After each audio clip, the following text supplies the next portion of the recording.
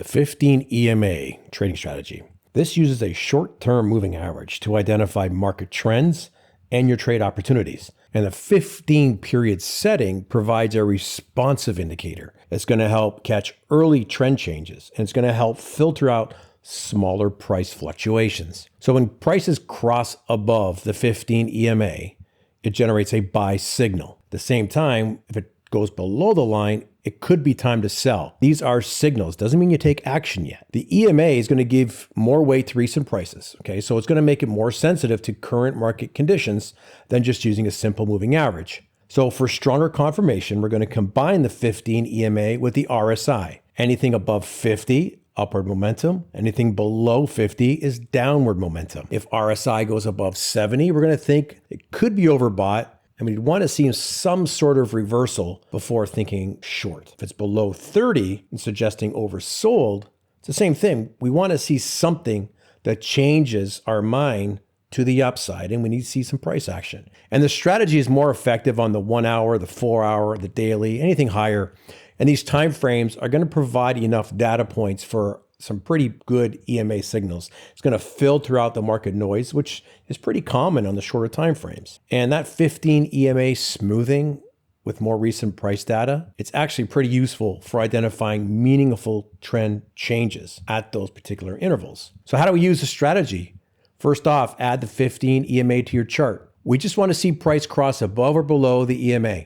And we want to see some conviction. We want to see a strong candlestick. We want to see it close strongly above or below the EMA. Look for trend confirmation with the RSI. Is it above or below 50 or pretty close to that level? Look for a consolidation pattern, a triangle, a flag, a rectangular range, something that you can see without guessing if it's there or not. Just enter the trade when price breaks the pattern with increased volume if you use it, but you do want to see some sort of price action conviction. Place your stop loss below recent swing lows for a buy or above the swing highs for sells. And you can check out the video in the upper corner here for other ways to set your stop loss. And look for a minimum of 1 to 1.25 risk reward ratio. Some even look at 1 to 1.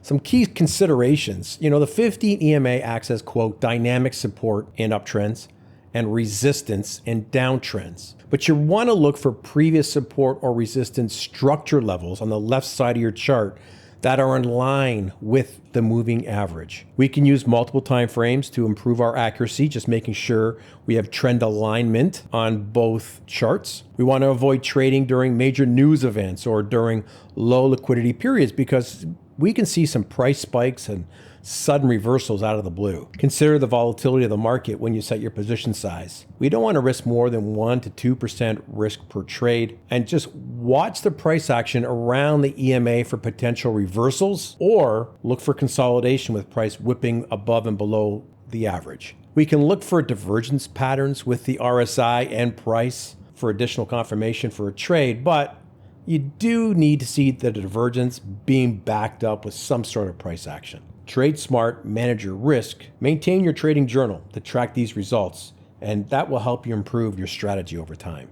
Everything discussed here is our opinion, and it is not to be taken as investment advice because we are not your financial advisor, nor have we considered your personal situation as your fiduciary. This presentation is for your education and entertainment only. Please review NetPicks' full risk disclaimer and privacy policy.